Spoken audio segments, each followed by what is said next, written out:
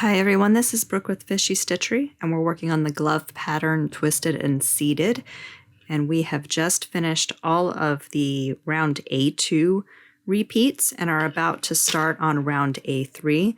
Now it's not in the pattern, but you will see that I have put a locking stitch marker in there. Now I put it in the original A2 because I will put it in the round before all of my repeats. And that makes it a lot easier, even though it's really easy to do it from the cast on edge. This is just something that I've always done. It makes it easier to count the repeats so that you know that you've done the amount of rounds that you're supposed to. So now we're starting on round A3. This is put into different sizes on the pattern. The one I am doing is in a size 3, so it's technically size 3 and 8 only. Yours may be a little different depending on your size. You might be decreasing a stitch instead of adding one stitch. You might be doing neither, or you might be adding 2 stitches.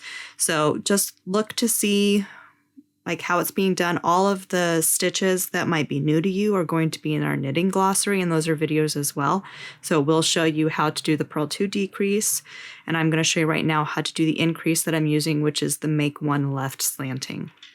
So for the size 3 and 8, round 3, we're going to purl 1, knit 1, and then make 1. And then we're going to do a repeating pattern of knit 1 and purl 1 until I reach the marker. So we're starting with a purl 1. We're establishing the seed stitch body in this round. So there's my purl 1, and we're still using the smaller needles. Knit 1, so now I'm going to make 1 left. And if you need to see this repetitively or closer, slower, remember we do have that knitting glossary video playlist on this channel too. So there's my make 1. So now I'm going to knit 1 and purl 1 until I get to my marker.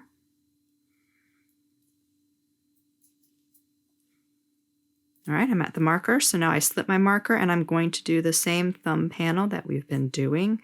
After all of those repeats, it should be very second nature to you.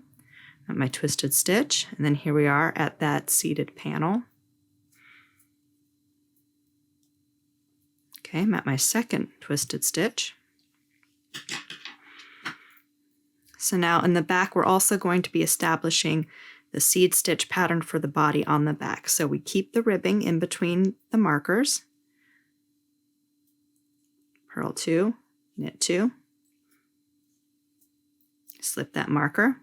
So now you'll want to make sure that you read what the pattern says for your size, because they're going to start with different stitches. Some of them start with the purl stitch, some of them start with the knit stitch, and that is so that we can make sure that as you do the seed stitch around here, the pattern just keeps moving continuously, and then there's no sharp jagged line right there, that it just flows. So for the ones that I am doing, it says to seed stitch to the end of the round and start with the knit stitch. So that means my first one is going to be knit stitch and then purl.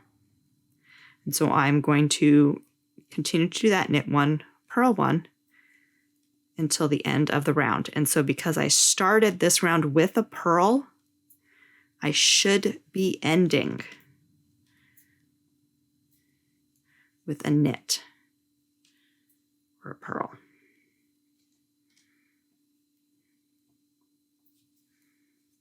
Purl. Yes, I end with a purl. Because then when I go to the next round, I'm immediately doing a knit. So because it spirals upwards, it's going to be a continuous pattern, okay? So if you're following along with us, you can go ahead and meet us at section B.